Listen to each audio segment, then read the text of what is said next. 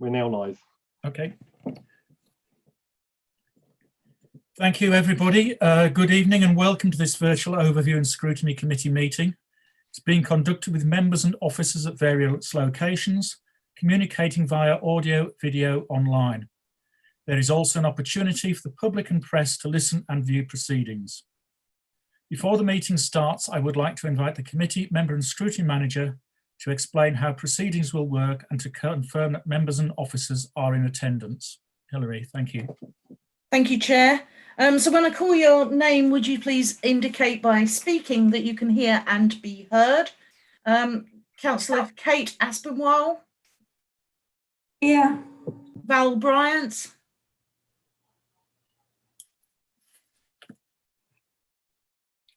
Councillor Bryant. Here. Thank you. Councillor Collins. Hello. Councillor Hone. Present. Councillor Hunter. Present. Councillor Levitt. Present. Councillor McNally. Good evening. Councillor Nash. Here. Councillor Ngwala. Here. Councillor Ruggiero Chaka. Present.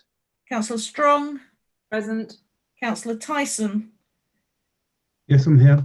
And we also have executive members, Councillor Steers Hanscom, Present. Councillor Clark, Here. Councillor Grindle. Present for my bit later on. Okay, and Councillor Albert is also here. Hello. Okay, officers, if I call your name, can you please respond? Ian Falstone. Present. Howard Compton. Here. Louise Symes. Present. Helen Leach. Present. Rachel Cooper.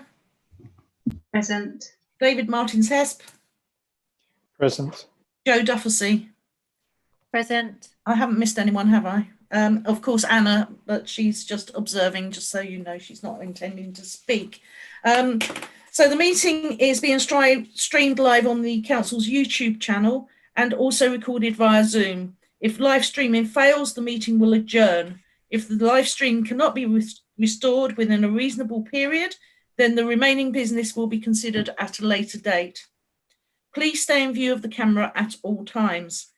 If for any reason the meeting is not quorate, an officer will notify attendees by interjecting the meeting.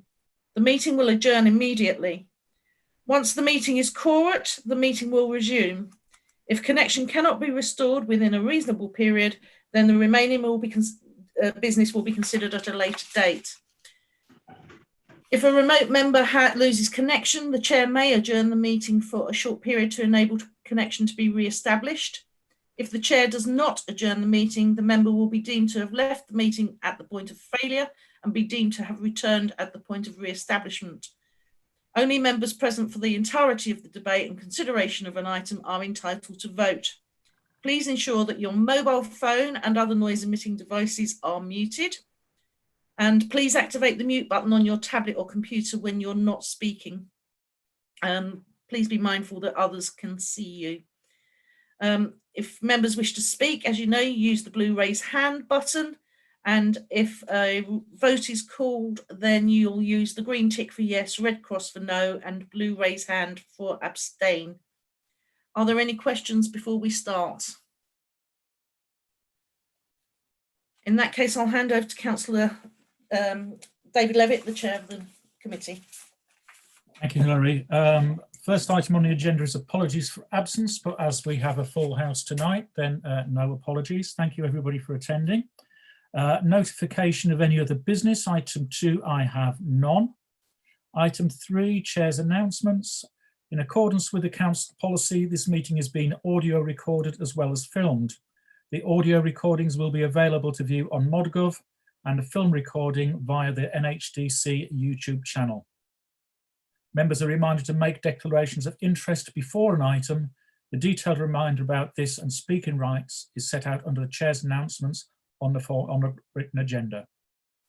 This evening, in order to help one of the portfolio councillor Clark, who's working this evening, I'll be taking item 9 immediately after item 6.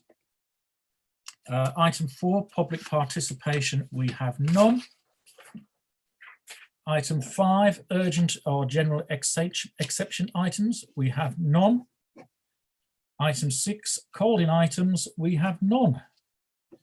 So moving swiftly on to item 9, the draft design supplementary planning document, Councillor Paul Clark. Thank you, Mr. Chairman. I'm grateful for your acquiescence of moving this up so I can go and do my job. I won't have to do it much longer, so I'll be able to take my normal place. I'd also like to introduce Helen Leach, who's a strategic infrastructure designer, who is with us, who is responsible for the report, and the service director, Ian Falstone. You have in front of you tonight the SPD to back up the local plan.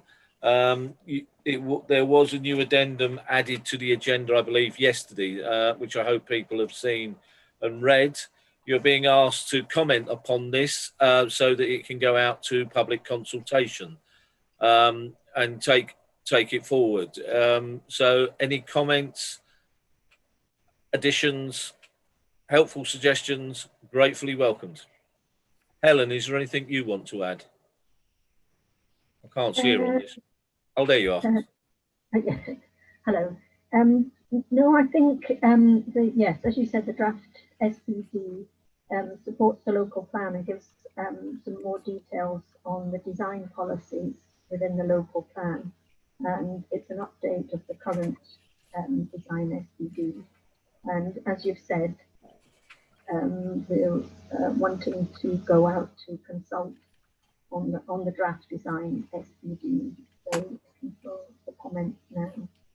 The actual design SPD has been structured to provide guidance, local guidance for North Hertfordshire, and it starts off at a sort of higher level and then gradually works down through a more detailed level after giving sort of information about North Hart, both natural and built environment. It includes sections on master planning and open space and management and down to shopfront guidance. The actual document is meant to be a kind of one stop where you can find links to other guidance and which hopefully will make it to keep up to date. And in the design SPD, there are boxes which help to guide you to where guidance can be found, and also a sort of checklist to help people, designers and applicants, thinking about some of the aspects of design that they need to consider. So the SPD is for all people who are involved with the design of development within North Hertfordshire. Sorry to butt in, but I'm having great difficulty actually hearing the officer that's speaking. I don't know whether it's just my device. I've tried turning the volume up on you, but you seem very quiet and there's a lot of background sort of, it sounds as though you're sort of speaking from the bottom of the sea. Helen, can you just spin your laptop a little bit towards you so I can pick up the mic better, because it's not picking the mic up. Okay, is that better? Can you hear me better? Much better, thank you. Yeah. Sorry to interrupt you, but I was having great difficulty. No, that's fine.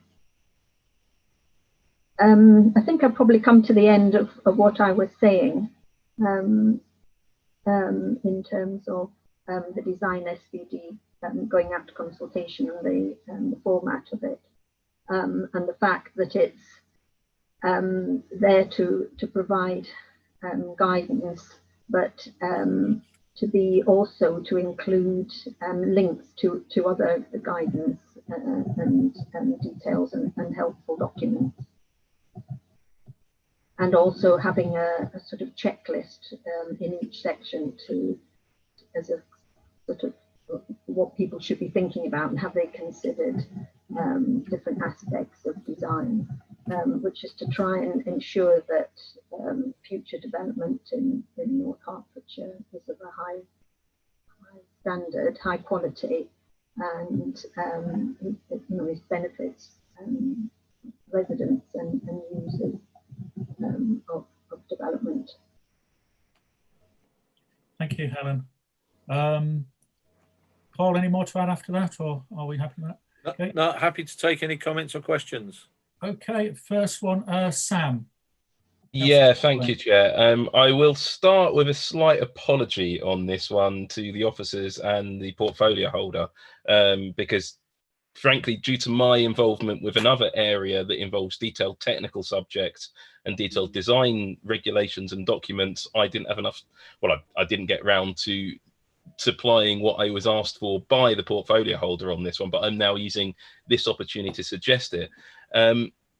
Reading the design SPD, we have a great opportunity here right now as the district council, as North Hertfordshire, to create a great future for our area. And this document is the key to that future, to creating really great, modern, green housing for the future of our area.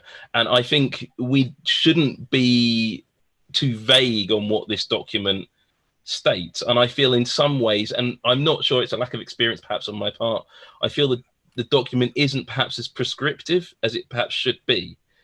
So what I would like to see in section 6, particularly of the document, it mentions as further guidance the BREEAM housing standards, but doesn't really reference why that is there. The BREEAM housing standards are a fantastic set of regulations for housing development and environmentally conscious housing development, very similar to Passive House, but they're British standards developed in Hertfordshire, which is something fantastic that we should really be supporting. And what I'd like to see in this document is a minimum standard applied. And I'd like to see a minimum standard applied to the BREEAM good or very good or excellent for any new housing, residential property built in North Hertfordshire, and also retrospective planning permission for major redevelopment on properties that could be new residential. So Town Lodge would be a great example of that they should also meet that same standard. So I would like to see this committee recommending to Cabinet that we recommend a slightly more prescriptive approach to this document than at the moment. It's very advisory, very much guidance. I think we can be a bit stronger. We should say, if you want to build a house in North Hertfordshire, it should be built to these minimum standards. And I think the BREEAM standards are a great recommendation for that. Though if somebody wants to push Passive House, then I'd totally accept that. And the reason I'm putting it in, I'd like to see it put in at this stage before consultation, is I think it's going to save the officers an awful amount of time, because we've seen the people from Extinction Rebellion, we've seen a number of concerned residents. They've all been in contact with probably most of the members here on these standards and suggest that we probably do need to put this in. So actually, if we put something like that in at this stage, it'll save an awful amount of officer time listening to the concerns of residents who are absolutely right, that we really should be seizing this opportunity to set the minimum environmental standards for the properties in North Hertfordshire and make them extremely high. And yeah, I appreciate that's going to make properties more expensive to build, more expensive to buy, but it's better for the future of our area. We're talking about 70, 80 years of future here. Let's not miss this chance. Thank you, Sam. Councillor Hunter. Thank you, Chairman.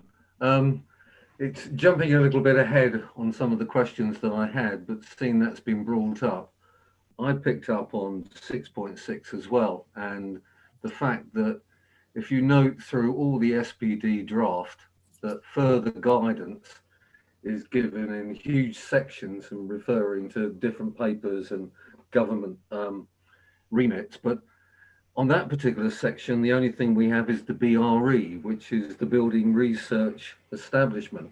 Now, I think there might be a problem here in the sense that this is a wish list that can't really be enforced, because this SPD will be versus the National Planning Policy Framework. And if developers do not wish to comply, they're not in a situation where they can be forced to comply. Maybe our officers might like to come back on that one, Chairman. Yeah, Ian or Helen, could you comment on that one, please?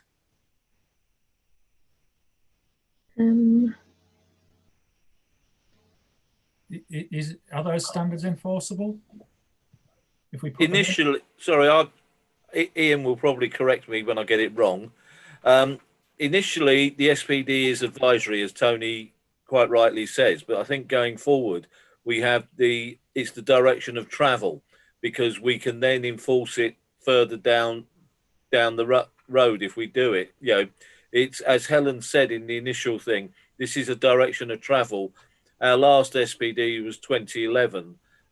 So we're going forward and going with the times. Ian, did you want to add anything to that?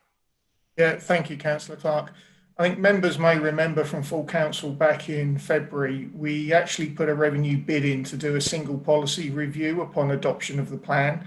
And the specific reason was the climate change aspect would be to able to write a policy that enabled what Councillor Collins was looking for, to set these high standards. At the minute, the policy within the local plan is kind of along the lines of, we expect you to do the very best that you can. But you also may remember from the strategic planning reports that we mentioned the future home standard, that government was looking at limiting what planning authorities can go above building regs with regard. And also, if you've had an opportunity to consider the white paper that's out there at the minute, where the centralisation of development management policies will come from central government. So I think I'd support what Councillor Clark is saying. This is an initial direction of travel based on the policy within the local plan, this examination, but officers as well as members, as well as the executive, are looking to make this a lot more rigid upon adoption, to go for a much stronger and a much more forceful approach. Thank you.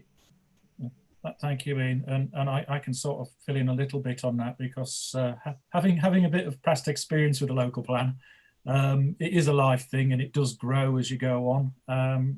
For instance, we've got a whole section on this SPD tonight about master planning, which in the first draft of the local plan, which we put out for consultation, we didn't have master plans in there. So it is something we can build on as time goes by. Unfortunately, we've got a lot more time gone by than we hoped when we were on this, but we hopefully might be getting there a bit now. Sam, did you want to come back on that? You got your hand up. Yeah, thank you, David. Again, apologies, because I should have done this earlier and just ran out of time to do it.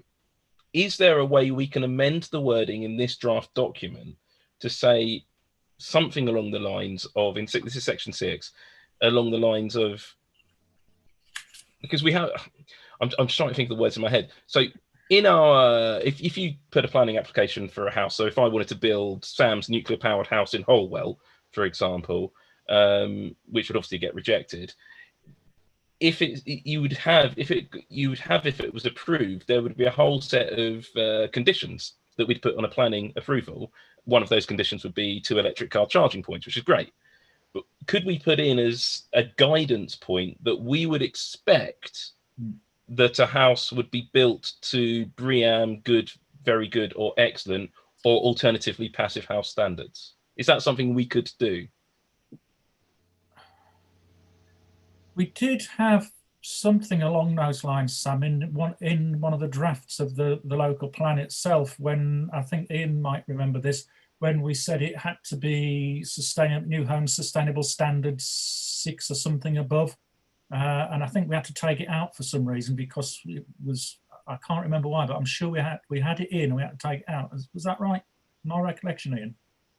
We used to use the code for sustainable homes, which was kind of level 1 to 6. We used to use that as a compensatory factor. So if somebody was building perhaps in land beyond the green belt or something like that, then they would get, if you like, additional considerations if they did a code 6 sustainable home. Yeah. I think in answer to Councillor Collins's question, if that is the view of overview and scrutiny going forward as a recommendation to Cabinet, then we can consider that in advance of the Cabinet meeting and come back with a definitive answer. I think to be fair, given officer workload with regard to the local plan, it's likely the consultation on this will not be till the back end of October.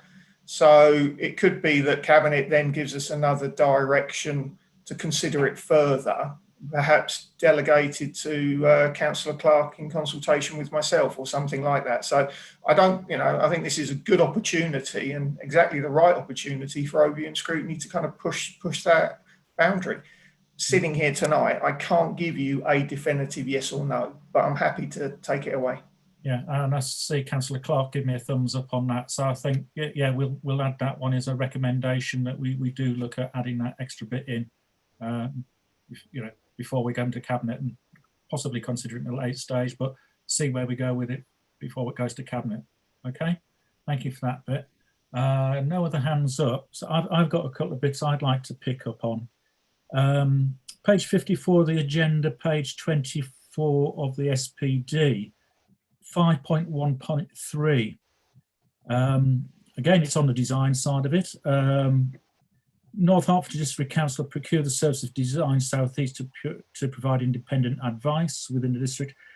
And it says developers and applicants will be expected to sign up and commit to 100% of the costs of the design review, and resulting independent report will be co-owned and be a public document. I think that's a little bit, following on sort of Sam's line as well, it's a little bit soft. Could we make that require? Is there any reason we can't make that a requirement? I know we can get, the consultation might say otherwise, but is there nothing we could, I don't see any harm in putting it in to start with, to take out, if we need to. Officers' comments on that one?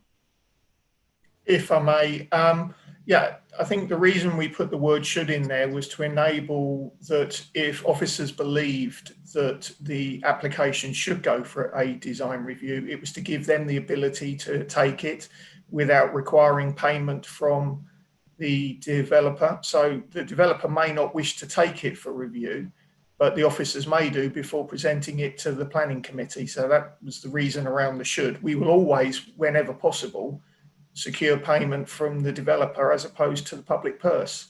Yeah. But there may be an opportunity whereby we consider, if you like, using council money, because we may deem it that in the long run, an appeal or something like that, actually it will save us money and save us a case at a later date.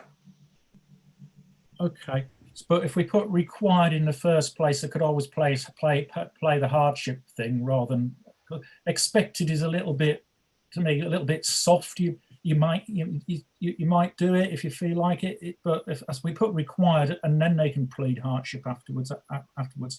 Can we go along that line? I think is what Ian's saying is, because it gives us the flexibility that if we as a council want to take it separately, we can. Yeah. Whereas if there's agreement, the cost will be covered. Yeah. Is that right, Ian? Yeah, because as far as the design review panel is concerned, they would wish an approach, a partnership approach, where both the authority and the developer are taking it together for the best of the scheme. What they don't particularly want is the local authority takes it and then we try and impose something on the developer at a later date. Yeah. But picking up on what Councillor Levitt says, you know, if that's the recommendation of Ovian Scrutiny, then we're more than happy to look at strengthening that word so that, you know, it's not just an expectation, it is a requirement, but with the caveat that we will be able to take it.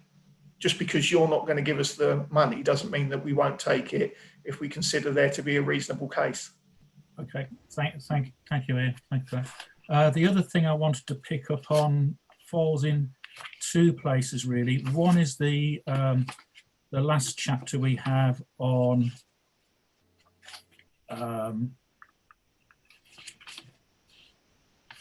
page 56 of the SPD, 86 the agenda, shop fronts. We go into a lot about the detail about the look and everything on replacement shop fronts. One thing that's quite difficult with some of the shops, particularly in Hitchin and Lech, and quite a lot in Letchworth and Baldock as well, is accessibility, because the existing shop front doesn't lend themselves to be accessible. They might have one little step just to get in, but it does make it really difficult. I know this from experience. And any redesign of the shop front is the ideal opportunity to be able to address that issue. So could we, is there anything to stop us actually adding an extra little bit in there about when we're considering replacement shop front, wherever possible, they're made accessible as part of the redesign? Or could I add, Mr. Chairman, that they're DDA compliant? Yeah. Yes. Yeah. Nothing to stop us doing that, is there, Helen or Ian? No, we can put in a sentence to cover. Thank you. The other little bit following through from that from me was in general on design. We don't mention, or I couldn't see it mentioned specifically, design for homes for life and accessibility in homes, i.e. proper width doorways, sloped entrances, stepless entrances, things like that. It's sort of buried in bits and pieces, but is it worth putting an extra paragraph in there to make it really, really clear that we expect that? Yeah, put that in to set out, yeah, our expectations. Thank you. Right, that's my bits, I think. I've got Councillor Hunter, then Councillor Collins. Tony. Thank you, Chairman. You've covered one of my points. I'll do it all in one lump. Effectively, I did notice in reading that there's a national model design code coming from the government. I just wondered if we had any idea when that might surface, because currently we're working off our national design guide, which goes back to September, I think, roughly. I wondered if that was going to be superseded. I noticed also that the town centre strategies date, Royston's 2008, but others go back to 2004. And I appreciate that officers have a huge workload at the moment, but obviously that's something that does need to be looked at quite urgently. And I think the other point I wanted to bring up was reference 6.27, where I was reading about parking.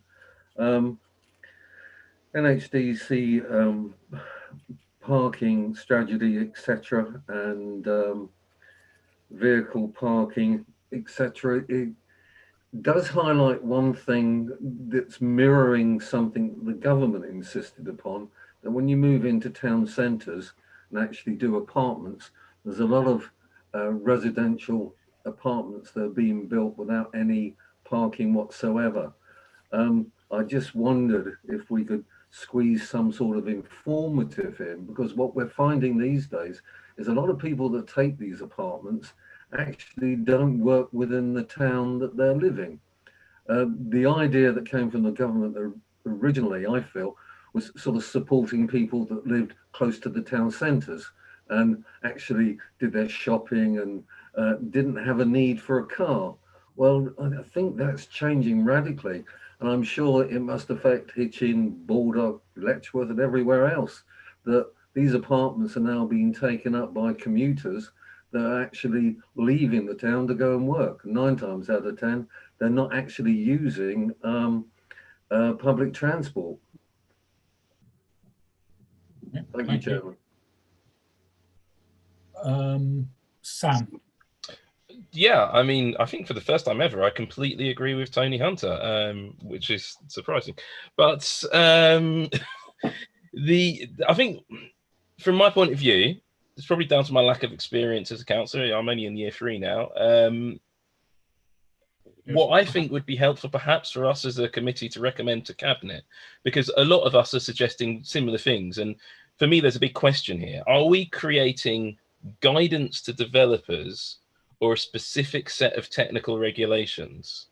My personal feeling is we should be creating a specific set of technical regulations which will give developers, right, if you want to build in North Hertfordshire, this is what you have to do. And all of the things we're asking about, from what Councillor Hunter said, what Councillor Levitt said, what I said, they all fit under that. We want a stringent set of things that, look, if you want to build this, you have to do this. Simple as that. No argument. This is what is a planning requirement in North Hertfordshire. If you want to get permission, you have to comply with these codes. Or are we just creating vague guidance? Because I think the document we've got at the moment is really vague guidance and isn't a stick. It doesn't really hold any power. And I think what we're all asking for is a specific set of rules. But from a legal standpoint and from a functionality standpoint, I'm not sure how far we can go. So I think what we need to do is the officers perhaps, this is my suggestion, the officers perhaps need to do something to advise Cabinet on how stringent a set of regulations we can present to Cabinet as the SPD, and how much, so what can be, this is a red line and this is just guidance. Because I think Cabinet, from the Cabinet members I've spoken to, at least on this, they seem a little bit unclear on that as well. And clearly from speaking and listening to this committee here, we seem a little bit unclear on it, and including me aside, everybody who's spoken on it has been a Cabinet member, and they don't seem to be clear on what can be a regulation and what can be guidance, because that's a really important distinction. I think Cabinet need to know what we can put our foot down on and what legally we can't. I hope that will make sense. Yeah. Paul and then Claire. Thank you. Yeah, I will defer to Ian just to correct me if he has to. I think this is guidance because that is where we are at the moment. It's direction of travel going forward. Because if we don't start the journey, we can't complete the journey and get to the instruction. This is what we want. So this is the start. Ian talked about the money we'd bid for and going forward. Because I think that's where it builds in to give the set of restrictions that we want to see in the planning process. Ian, do you want to comment?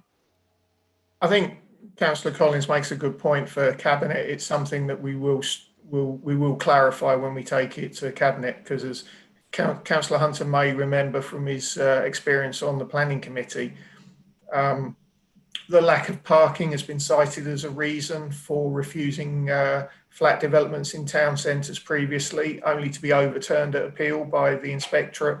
So it does need to be really clear that, you know, this is a design guide, this is as far as we can go, and this is why. So I think it's a very valid point. And then that enables the understanding to see how we can then, to use Councillor Collins's term, use a stick. Councillor Strong, Claire. Thank you, Chairman. Yeah, my understanding of this document was that it is guidance. And I think, as you've actually said, that, you know, if we're using this as a guidance and applying it to planning applications, then that's sometimes when we get unstuck, when we go to appeal on some of things. But my understanding also is that the NPPF would take precedent over this guidance.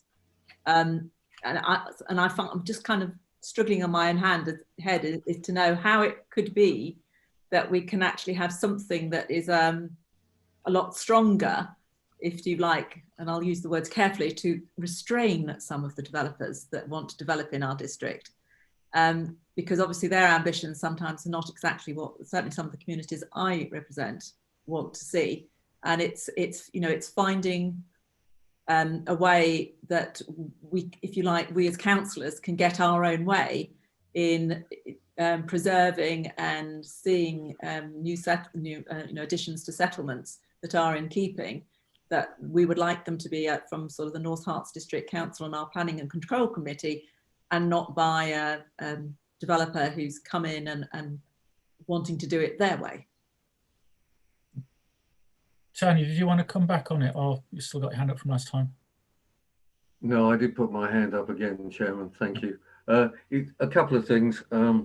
One, yes, I'm fully aware as far as inspectors are concerned and parking in town centre areas with apartments. That's why I said informative, because I realise that all we can do is sort of guide a developer to try and put some parking in place rather than actually make them put parking in place. But I had two sort of outstanding questions, Chairman, about the National Model Design Code, I think they called it, and also town centre strategies that wasn't answered. I just wondered what the situation was on those. In terms of the national design codes, they're still coming out. I think this autumn, and they will provide kind of more guidance or information alongside the national design guide.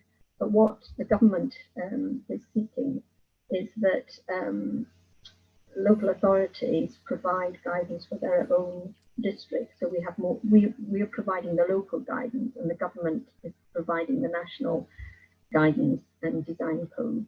and it's up to individual local authorities to provide more local guidance for what they're looking for within their district.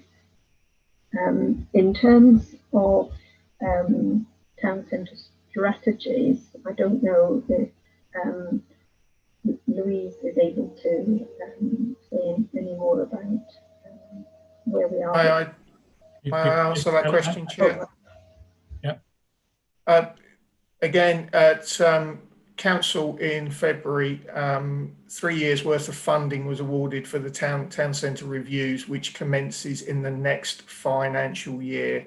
So the funding is there now, and it's due to start in what will be 21-22. Okay, thank you for that. Okay, I think there's a point that's come out here that we could recommend to Cabinet that might go some way towards what Sam's after, and I think I'm quite amenable to as well, is that from my time in the portfolio holder, it was be as strict as you can and put as much in as you can at the beginning and prepared to have to water it down a bit if it's proved to be not doable or not in compliance with the law. So I think there's a few things we could look at there. For instance, and it's just strengthening up on the wording in some places, like I've mentioned in 5.1. So if we take something really early on, is like 1.2.2 on page 4, applicants must be able to demonstrate they have considered the relevant development plan policies. You know, if you reinforce that to applicants are required to demonstrate, rather than must be able to prove, it's just that little bit of toughening up on words just makes it a little bit more, this is what we want, this is what you must do if you want planning permission from us. I know at times it can get overruled by an inspector, but the NPPF does give us some flexibility, and I can't remember the exact wording, but it does say that the local planning authorities may add extra bits to that, providing it's not in contravention of the NPPF, not in direct contravention. So we can put our own local rules in on top of what's there. Am I right in that, Ian, I think? I think if that's the view of Open Scrutiny, then we're more than happy to take it away and consider how we can strengthen the wording as you suggested, Chair. Thank you. Okay, Sam. Chair, can I just make a suggestion here? I'm not sure if it's in order, but I'm going to make it anyway. That perhaps you, I, and maybe the Deputy Chair, as well as the Service Director, just maybe have a separate call just to look, you know, we have an email exchange, look at some of the wording that we might want to tighten up, because we're all talking about the same sort of type of stuff here. Maybe we could have a play with wording and then suggest something to the Service Director and see if we can progress it that way before it goes to Cabinet as sort of a semi-unofficial overview and scrutiny function. I know that's not the way things are normally done, but it just sounds like we're all trying to do the same thing, but it sounds like we should all be sitting down looking at the document and trying to tweak the wording somewhat rather than actually tweak what it's trying to achieve. Yeah, makes sense to me. Are you okay with something along those lines, Paul? Thank you. Okay, so I think where we are, and I've got no more people asking to speak. So I think where we really are, this is we have some fairly specific ones that we would like to see included. One is 6.6 about the building research stuff, Sam's point. My point in 5.13 about requiring the design reviews. The wording around homes for life being a bit more specific, and a bit on the shop fronts. My idea, as Paul suggested, making sure adding the DDA compliance. There's some specifics there. Is anybody particularly not happy with those? Tony? More than happy, Chairman. It's just that I appreciate, and the point I brought up about town centre apartments, and I appreciate it's probably impossible to actually work through the NPPF not to make developers put parking in, but I don't think it would hurt that there was an informative in there to try and encourage, especially when they're selling the properties to commuters and people that work out of town. I think the days of people moving to town centres just because they were retiring and no longer working is long gone. Thank you for that, Tony. So that's another specific, and we've got the general thing there as well about recommend to Cabinet that we look at tightening up on the wording on some things, make it a bit sharper, shall we use the word, and have a review of that before it goes to Cabinet. Is everybody happy with that? Yeah, okay, if I can just take a quick vote on that. So we've got the recommendations. Councillor Strong's put a hand up, Chair, before you go any further. Okay, yeah, Claire, go ahead. Yeah, very happy with all the modifications we've made to the document. What I wanted to ask about, now we finished that bit, is about the consultation that this is going to go through. I know it goes to Cabinet and then it's going out to consultation for a 6-week period. How, I'm just thinking about how, how we're going to get the document out and how we're going to actually get what I would call the normal groups, who I'm sure would like to be involved in making comment on this to us. How are we going to raise the awareness that we're actually producing this document and we want them to read it and comment back to us on it? One of the officers ask how that's going to happen. Yeah, well, we do have the consultation strategy, which we reviewed fairly recently. I think it was beginning of this year from memory. And we had the communications bit as well. So I'm assuming we will follow that as usual. Somebody says it. Or member comment or Clark? Councillor Clark? I'm assuming we've got the consultation strategy, so we must follow that and put the stuff out that way. That's what it's there for, Claire. But David, yes, I mean we will follow that, but the point is not putting it out, say, over Christmas or while the inspector's doing his thing, so it doesn't get confused. It will be a separate piece of work, which will be promoted. We do have a lot of contact details for the usual groups, and we must go out to them and encourage them to respond and give us their thoughts. Yeah, I mean, specifically, I would like to, again, being very parochial here, when am I not? I'm sure you're all thinking, is that, all the parish councils and those sort of, general consultee on planning application type of groups that are informed, will we specifically write to them and ask for their, again, just to highlight that here it is. Hopefully Purton Parish Council will be at the top of the list to be even more parochial for you, but others will be. But I do get a lot of email because there's Barkway and others. The parish councils are an important part with neighbourhood plans, going forward. So, what they want in their district, which this will inform, they must have comments on it. We need to give them the time and encourage them to have their say. Chair, do you mind if I butt in here? No. Go on, Sam. Just as one of the two joint administration communications leads, I can say Councillor Strong will be very, very happy with what we've got planned because the area she represents will very much be consulted. I can say that with an absolute personal assurance as one of her constituents, that we will very much be putting it out to absolutely everybody because the people of North Hertfordshire really must have their say on this issue. And the other thing on it, okay, having that insurance, again, 6 weeks for me, I think is quite a short period because, again, knowing how these parish councils work, by the time they've got in and seen that there's time for comment, and they've actually got themselves together and put their comments back, it's come back through their parish council. I mean, is there any way that could be moved to either 8 weeks or 10 weeks? Or is that a statutory 6 week consultation? I think, go on. Whether that was coming in there. I think it's a standard. We do the standard 6 weeks, Claire, and I think we can, if we want, extend that. But we do set a time frame normally.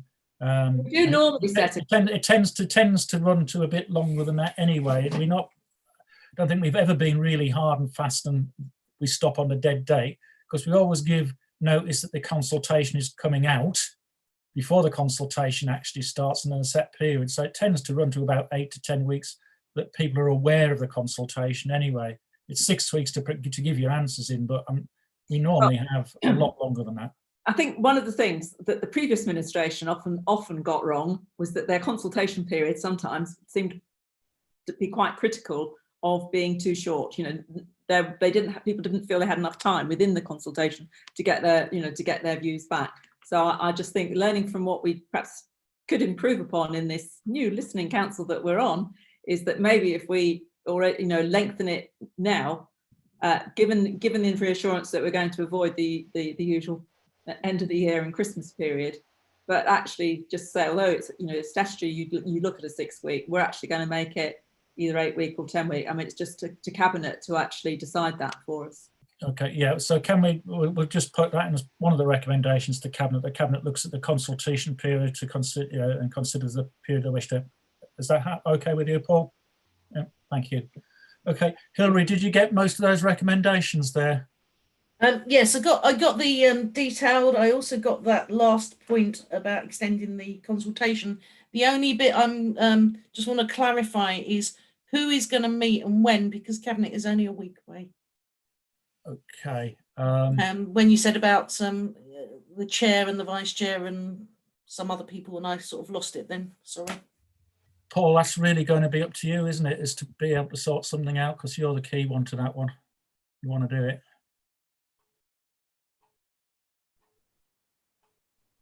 I think we've lost Paul. Yeah, he looks like he's frozen. Can we leave that one as TBA then at the moment? Yeah, but who am I back? should it be? Yeah, you're back. Yeah. Claire, just hold. Yeah. Paul. Yeah, it was. I thought it was Sam, Ian, and David, just to go through the wording rather than do it here, because trying to rewrite odd words here and there. Helen obviously would have a part in that because it's her document. Yeah. So that's it. So I mean, I have been trying to promote Sam to put his thoughts down on paper, but I do appreciate we've all got work, other jobs and other commitments. So that's why. Let's see if we can sort outside this meeting. Let's see if we can sort some dates with those particular people. I think Terry Holmes got his hand up. Yeah, he has. Yeah, Terry. Just quickly, let's make sure that the Heritage Foundation is included somewhere in that consultation. I'm sure they will be, but I would imagine they have a big say in and comment because of the 1,000 houses north of the Grange, etc., and also because they are somewhat being there, done that, and conservation. Yeah, many years, 100. I think the Heritage Foundation is actually specifically mentioned within that document as well, Terry. So, and it certainly was within the local plan, within design guidance, with the way they owned this thing. Okay, thank you everybody for that one. I think we've got those recommendations to cabinet down now. All those in favour as the recommendations discussed, please indicate as usual.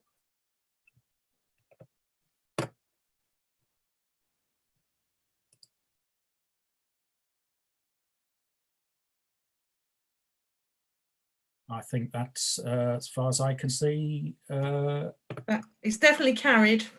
Yeah, it's definitely carried. So we'll go ahead with that. Thank you very much, everybody, on that one. Enjoy your work this evening, Paul. I'll try not to close any roads I shouldn't do. Good. Keep them open on Saturday for me, please. I'm going down. Not in Saturday. Right. Cheers. Thank you very much. Let's get moving on that one. So we're now going slightly backwards to agenda item 7, resolutions to the overview and scrutiny committee, which is on page 5 of your agendas. Hilary. Thank you, Chair. The only thing I want to draw your attention to is on page 7, the local plan. And I think you're all aware now that dates have been set for the local planning examination hearings. And that's the only thing I actually want to draw your attention to, but I'm happy to answer any questions. Yeah, I think the other one I wanted to pick up on was that same page that the protocol and the task and finish groups is now coming to the December. Oh, we've upgraded that, haven't we? It was due to come to this meeting, and it is now. It was, and now we've got our wonderful 2 new starters, and we might have a little bit more time to do this stuff. And yes, I'll bring it to the next meeting without doubt. Thank you. Any queries, questions on that item? No, thank you very much on that one. Moving on to agenda item 8, work programme. Hilary again.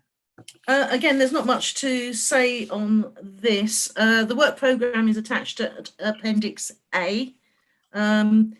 Appendix B is the forward plan for you to consider, but having said that, at the moment there are no items on the forward plan for this committee to consider, because they're all financial items which would go to Finance, Audit and Risk Committee. But I would recommend that all members keep an eye on forthcoming forward plans, because as you know, items get added each month, so things may change. And if members see anything on the forward plan, future forward plans, I suggest they contact myself and the chair to work out whether we're going to put them on the next agenda. Appendix C is the Corporate Peer Challenge Action Plan that we talked about. I would attach to every report going forward. I've added a column for updates, and what I've done is I've moved the completed items to the bottom so that you don't have to search through everything. You may want to just consider how some of the other actions are going to be progressed, but I really haven't got anything else to say at this precise moment, unless you want to ask any questions. Thank you, Hilary. There's a couple of items I'd like to suggest we add in. When we started earlier in the year, we were talking about regular updates on the commercial activities and the commercial department. We haven't seen that one for a while. So I think if everybody's happy with that, I'd like to add a commercial update to the December meeting, as we haven't heard much thing on that one since then. The other one I'd like to see in is, bear in mind the white paper on devolution and recovery is coming out soon, and we've got consultations going out on that. Something which coming back probably in the January meeting as an update on that one. And again, another commercial update in March. So we're looking at that every 3 months or so, as it's such an important thing. Kate. Thanks, David. I just wanted to bring the committee's attention to a discussion that was had last night at Finance, Audit and Risk around the commercial function of NHTC and the work that's been done there. We did agree last night that we wanted to have a dual approach to the scrutiny of this work at the moment, given the current situation that we're facing economically and politically across the country. And so we feel as though there needs to be, well, we have long felt, and this committee has also had this conversation, that there needs to be real accountability on this spend here and real return on investment, and strong KPIs in that work. And I know, David, that's why we want to look at it at an ONS level. I just wanted to make sure that this committee is aware that Finance, Audit and Risk have now asked to look at the commercial work at a strategic level as well. So in the terms of, is this still the right approach given what we now know to be true? So the suggestion is that overview and scrutiny will look at the detail of what's happening, of the work that's going on, and that we will be able to get down in the weeds of that work, but that Finance, Audit and Risk will look at the work strategically. I just wanted to make sure that everybody was aware that that conversation happened, was voted on and passed last night. And what we said that we would do is that we would put that through the risk management group. So we do that as a risk function as opposed to a scrutiny function. Okay, thank you for that update. Yeah. So we'll carry on those lines, I think. Anybody got anything else they want to add into the work programme or comments on the work programme? We are still trying to arrange the invitations with Settle and the LEP to make a presentation at the appropriate times. Whether we do this as part of the committee or whether we do it through some other medium, possibly to council or something like that as part of it. But we are still trying to arrange that. But with the current situation, that's proving somewhat of a challenge at the moment. But we shall get there eventually on that one. Okay, thank you for that one. We have 3 recommendations on that, and that is recommendation 2.1. The committee prioritises the proposed topics for inclusion in the work programme, attaches Appendix A where appropriate, determines the high-level form and timing of the scrutiny input, which we've just done. The committee, having considered the forward plan at Appendix B, suggests a list of items. As there's nothing on there, we can't add anything in. And 2.3, that the corporate peer challenge actions plan as extracted be considered, which we have done. So all those in favour of the recommendations signify as in the usual manner, please.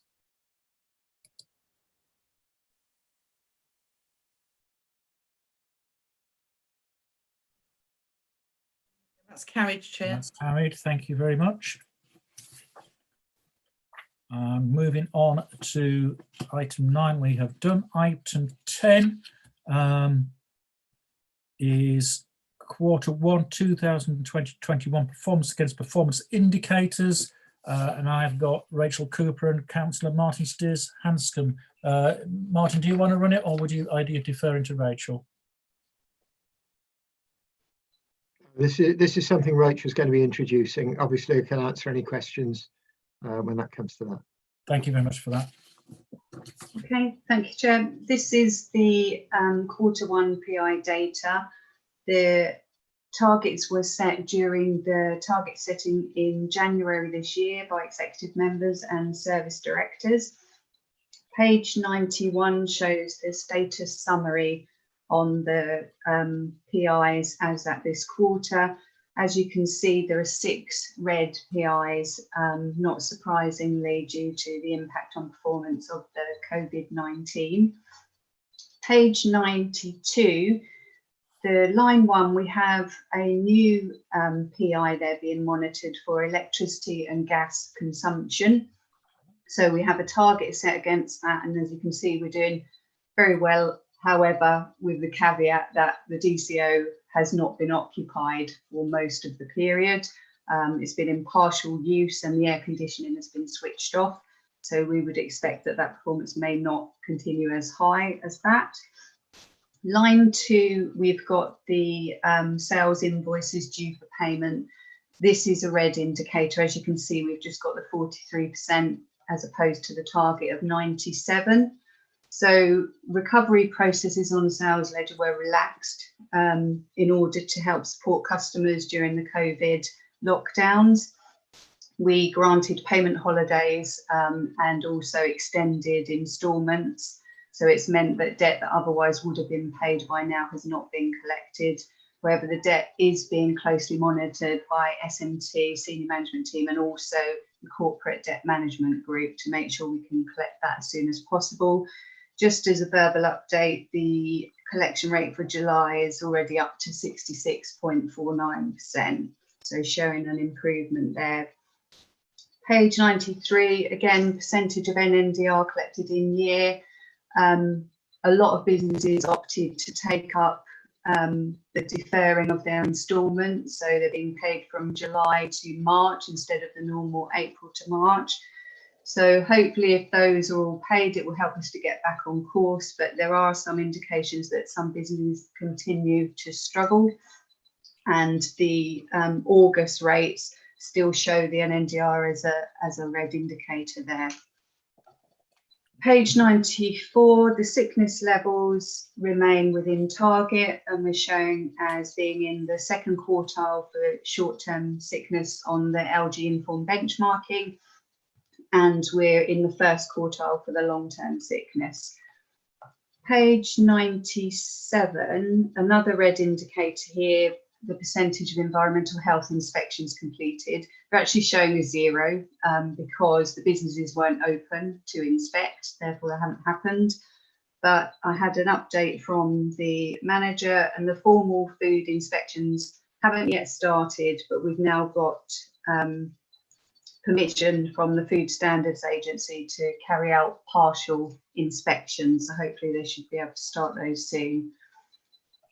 Page 98, line 14, number of visits to leisure centres. Again, showing a 0 because the facilities were closed during the period, so a red indicator.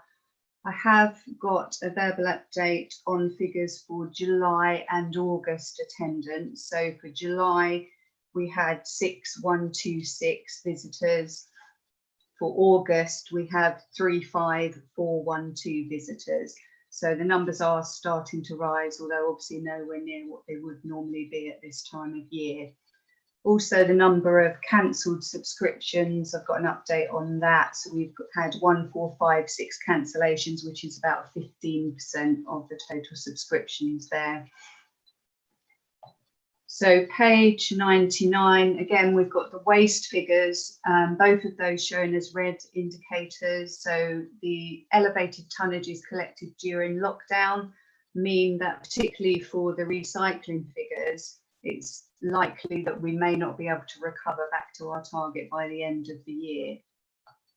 And then finally on page 100, another new indicator is the number of validated missed waste collections. So what's being reported are the number of missed collections, and then you can see also the total collections to give you some context as to where that sits. So that was all I was going to mention on that one, if anyone has any questions. Thank you. Any further questions on that one? Thank you for the updates on the leisure centre. That's very useful actually there. But yes, as you say, way down on where we would normally be on those numbers this time of year, but it's shown a definite increase there. Just coming back on the waste one, we're down on the recycling rates, but I sort of expected the lockdown to have actually increased recycling, increased the tonnages rather than reduced it. It increased the overall tonnages, which meant that the recycling level remained lower. Because normally if the residual waste is at a certain level and the recycling is a percentage of residual waste, if the residual waste goes up, then the recycling level drops as a percentage. Okay, right, that's sort of, yeah, that sort of makes sense on that one. Councillor Hone, Terry. Yeah, thank you, Chairman. Yeah, I could just comment on that if I may. Yes, we're seeing that throughout certainly Hertfordshire, where increases in certainly household waste of between 10 and 15%, depending on where it is, because more people are at home and therefore generating more rubbish. And as quite rightly been said, that the percentage of recycling is based on the total. And of course, the total rubbish is going up, then the percentage being recycled, even if it's the same amount in volume, would be a percentage lower. So yeah, those numbers we see there are reflective of what's happening in Hertfordshire in terms of waste collection, curbside collection. So whilst it's, yes, red, they're all red throughout the county. Okay, thank you, Terry.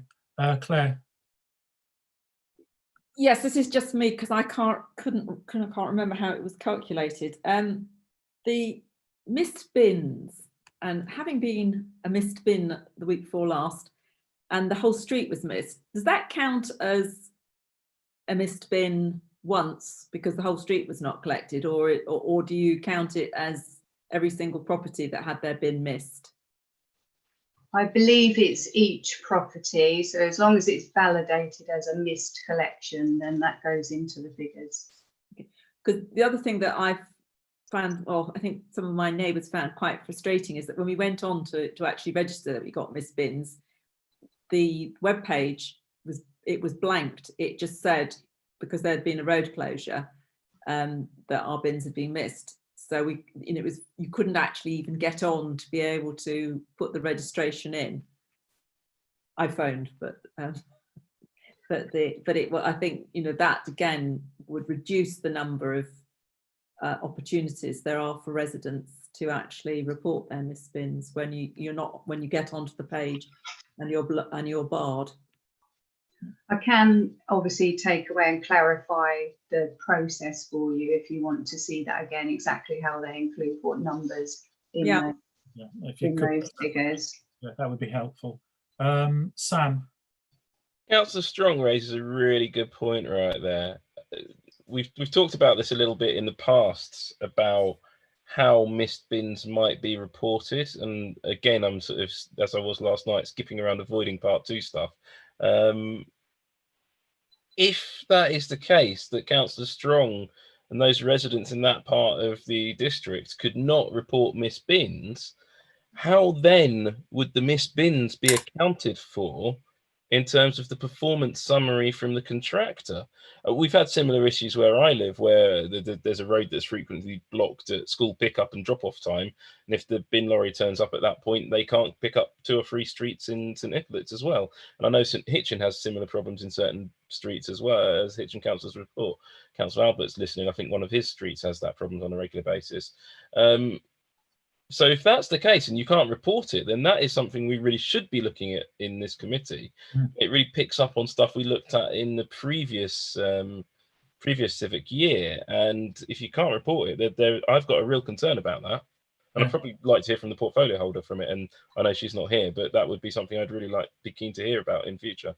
Yeah, that is a good point that both of you made, Sam and Claire there. So yeah, if you could come back to us on Rachel and tell us what does actually happen on that.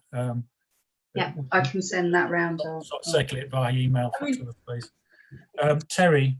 Can I just come back on my issue? I mean, our road was closed, but you could access the road from the other way. I mean, I must admit, and it's something that kind of struck me, because our road closure was in the public domain, and the signs were up in the road for 4 weeks in advance that we were going to have the closure.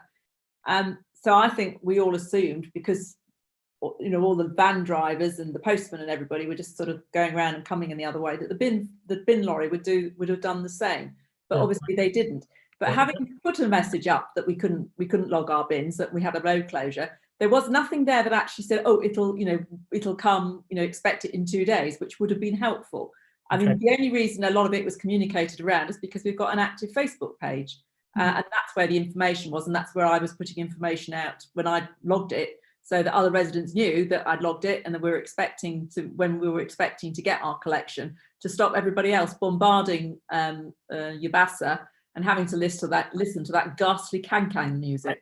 Thanks, Claire, for that one. Yeah, it's a good point, and Rachel's going to get back to us on that. The other thing I wonder if you could look at as well, that Sam actually mentioned there, and I do know because I live opposite the school, is an issue, is that the bin lorry's routes, actually normal collection time is when the schools are picking up and dropping off.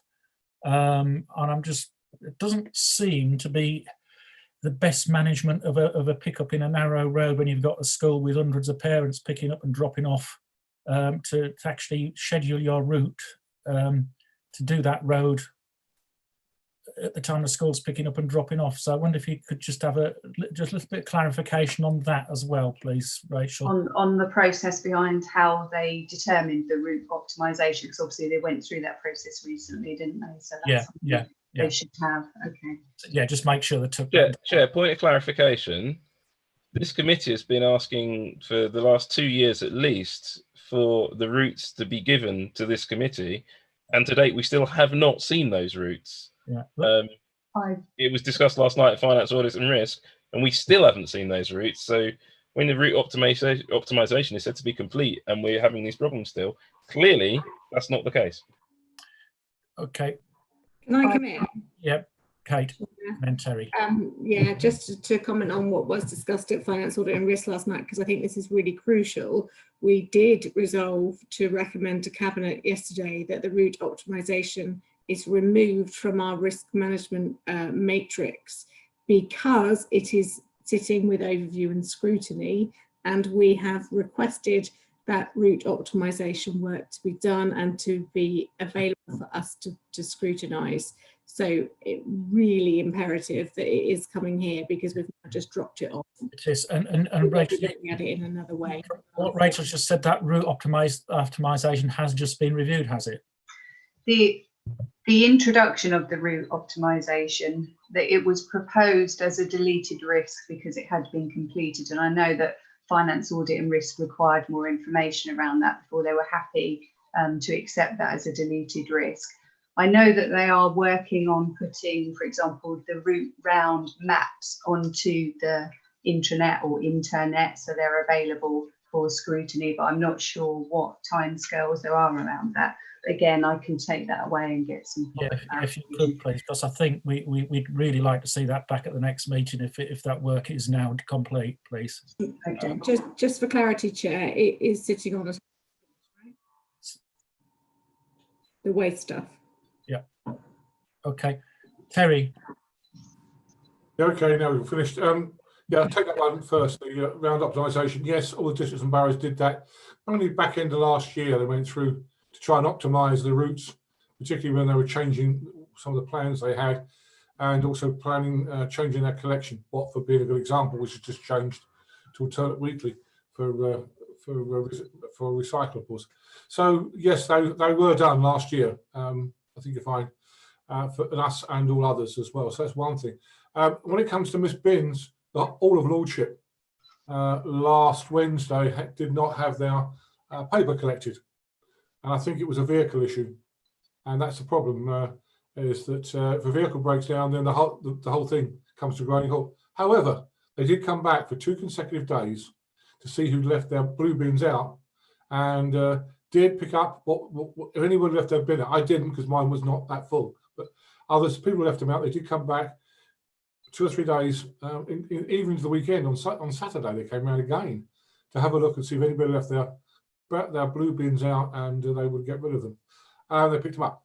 Now, another thing is, as far as road closures are concerned, I think I'm not terribly sure the communications, the comms should be there from HCC or from Ringway to all the districts and boroughs, telling them it might be worth checking, but I can check from my end, but certainly from our end at HDC, that we are getting that information from Herts County Council highways people of when planned closures are. The problem is that planned closures, as you might have noticed if you've been to try and go along Norton Way South today, it's been postponed. If you're going to the office, which we're not, but it's been postponed. But as have a few others, because of gas works going on. I use Cloisters as an example for that. So Cloisters Road, which should have been happening now. So it's not always good info, but it's the best you can get, I think, or we can get from Herts County Council, is what the plans are or when they should be closed. But as I say, it's about as accurate. But whether they'll change the routes, I doubt it very much indeed. Thank you, Terry. Okay, I think that we're fairly clear. Rachel, I think you've got a good idea there of what we were asking for and clarification on that. I could see you taking notes on that. So if you can come back to us on that via email, please, that would be brilliant. Thank you very much. No more on that one from anybody. There's no specific recommendations on that. So if we move on to item 11, first quarter monitoring on key projects. Rachel again, or Martin this time? Yep. Thank you. So this again is the first quarter monitoring report on the key projects to support the council plan. So in the report itself, we have 8.1 shows that we have an appendix A, which lists all of the 15 projects that we're monitoring for this year and the progress against those projects. For Q1, we've got 10 projects with green status, 3 amber, and 2 that are currently showing as pending. So under 8.4, examination and adoption of the local plan, just as a verbal update. Obviously, we heard this earlier, but the virtual hearing dates have now been rescheduled to begin Monday, 28th of September and finish on the 19th of October.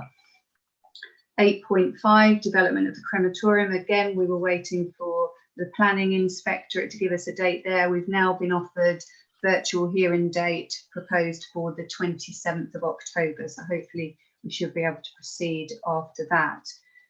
8.7, we had a project for a joint business case for purpose-built depot, transfer station and household waste recycling centre.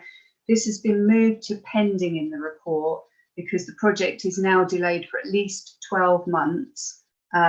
This is due to delays with the local plan and the Baldock master plan. It's therefore proposed to actually remove this project from monitoring for this year and then put it back in the 21-22 year when it's actually going to go ahead. And then, as I said, Appendix A shows the full list of projects and their updates, but that was all I was going to draw your attention to if you have any questions. Okay, thank you. Thank you, Rachel. Anything to add, Martin?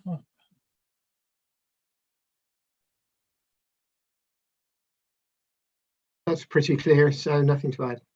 Thank you very much. Questions or comments from anybody? Anything extra to add from anybody there? No, got no hands up. So the recommendation are that the delivery against... Yep, Terry. And trying to raise my hand. Yes, as you can imagine, I personally, in a different role, are very keen and enthusiastic for that facility in Baldock to happen. It is something which is important for, I think, North Hertfordshire, particularly Letchworth, Baldock, etc., to have a transfer station, East Herts as well, up that sort of neck of the woods, as well as if we can put a recycling centre there, what we're doing in Weir at the moment, then it will be very, very good for the people of the patches. So we're keen and enthusiastic in making sure that it does stay on the agenda. Whilst it may not be on this year's agenda because of the local plan, I'd like to make sure that it does continue to have the profile which we have given it in the past. Okay. Thank you for that. I can confirm that. It's certainly our intention to keep that on the plan. Thank you very much, Rita. Thank you, Terry. Thank you, Martin. Okay, so the recommendation is that delivery against the key projects be noted and commented on by the Overview and Scrutiny Committee, which we have done. I don't think we need to vote on that, do we, Hilary, because it's just noted. There's no extra comments on that. No, Chair, as long as everyone's happy to note, that's fine. Okay, thank you very much. Item 12 is members' questions. I have none brought forward unless anybody's got anything now. Nope. Okay. Care Life Future Provision, item 13. Before we move on to that, does anybody require a comfort break? Anybody? Yeah, Tony? Yeah, and Sam. Okay. I'll tell you what then, it is 20:49 now, 10 to 9 now. Back here for 5 to 9, please. 5-minute break. Thank you very much indeed. Thank you, Chairman. Somebody's ringing my phone like a maniac. Okay. If members could turn the cameras off, that would be useful. Thank you. Certainly.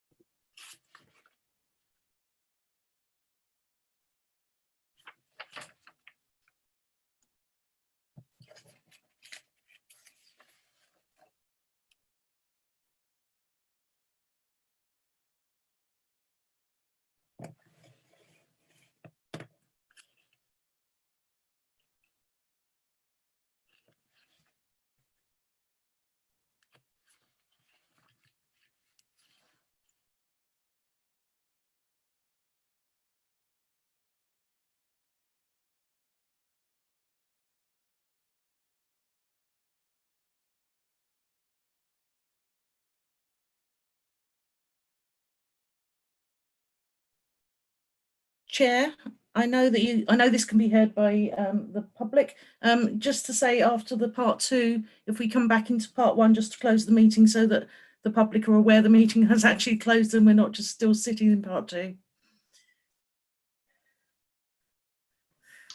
Hilary, on the related subject, Councillor Collins, I call myself Sam Collins. I don't have the part 2 documents because of the issue I've got on my tablet. If you can email them to me, it'd be appreciated, but I'm happy to proceed without them. Okay, is that to your personal? Yes, which you have. Which we're not. Hang on, I'll see if I can get hold of Councillor Albert and ask him if he can. He's got me email as well, so I'm sure it's fine to send them to that. Do you want me to do anything, Hilary?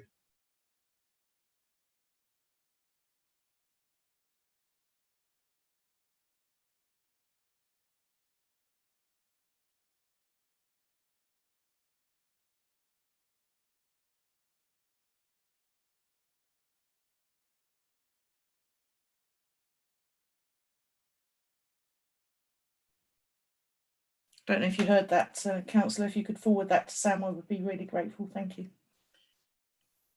Yeah, okay.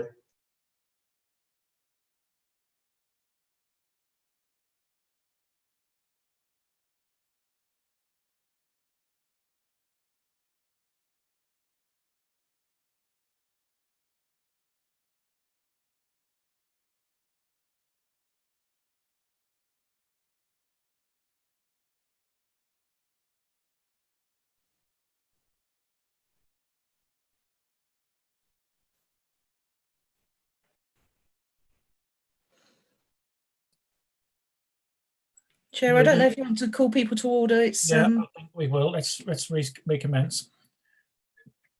Good evening, everybody. If we could all come back online, please, now.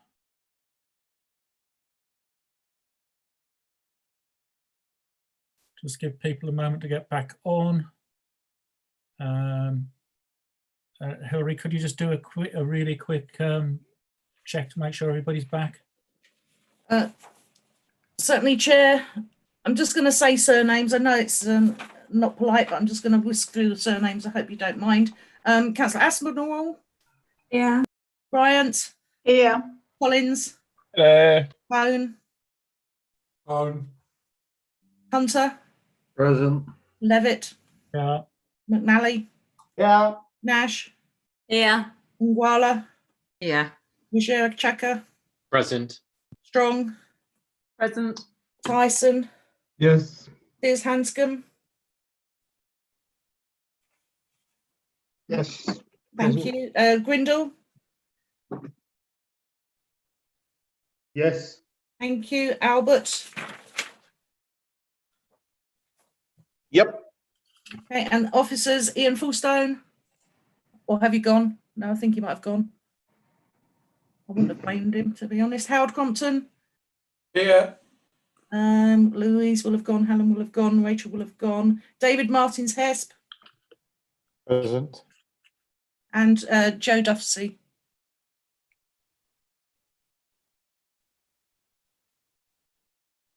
I'm not sure that she's here, is she? Can't see her on the list. No. Okay. So Yep, present. You are. Sorry, I did say it. Thank you. Over to you, Chair. Thank you, Hilary. Thank you, everybody. I think in view of the potential for crossover into the part 2 document with agenda item 13, I'm going to move straight to the part 2 report now, because I wouldn't want to bring any of the exempt information through when we discuss agenda item 13. So I'm going to move to item 14, exclusion of the press and public, to consider passing the following resolution.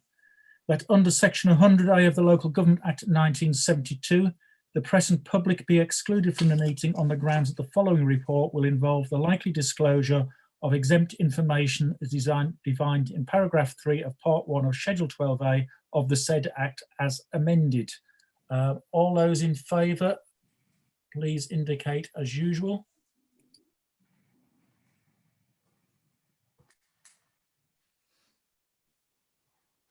That's carried, Chair. That's carried. Thank you very much. So if we can move into part 2, please. So Mark, can you send the invites out, please? Usual thing, don't leave the meeting, just leave the breakout room, please, when you come out of it again, please. Okay, you should all have the option to enter the breakout room.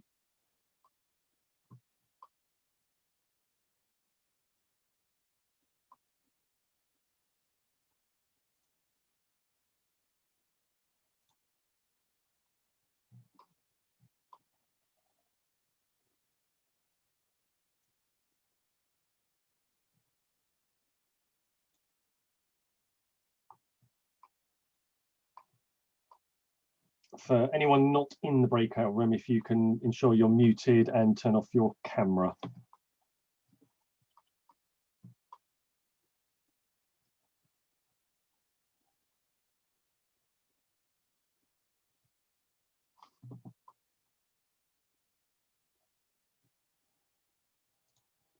Could I join the breakout room, please?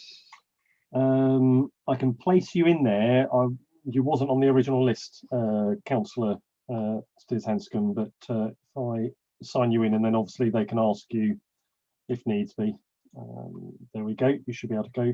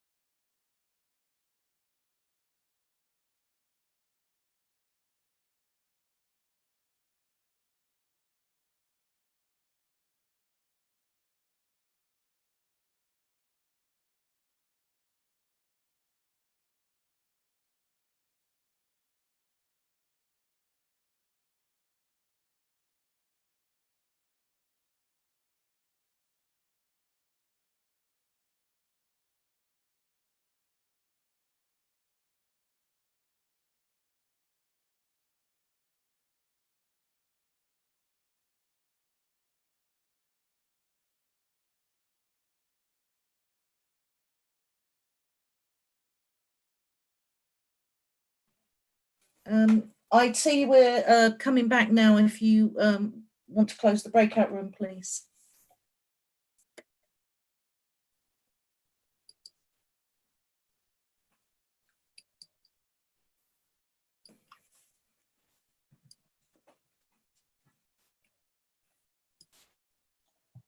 Breakout room's now closed. Thank you. Just waiting for everyone to return.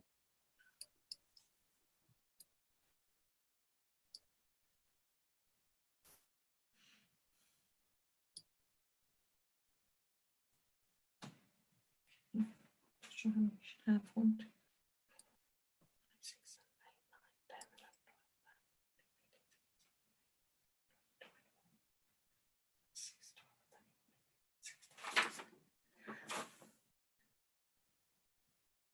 Chair, as you're only actually going to close the meeting, you're not actually going to make any decisions, I believe, in this. I'm not going to do a roll call or anything because. Yeah. All right. Okay.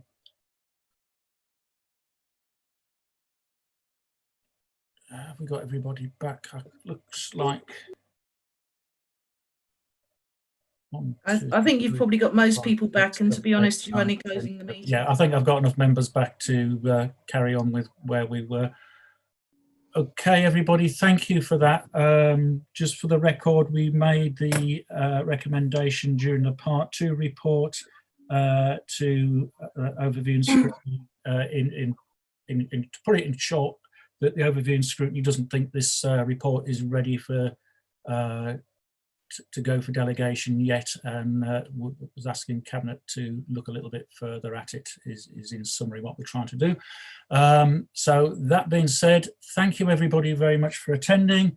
Thank you for all your input tonight, and with that I would like to close the meeting. Thank you very much.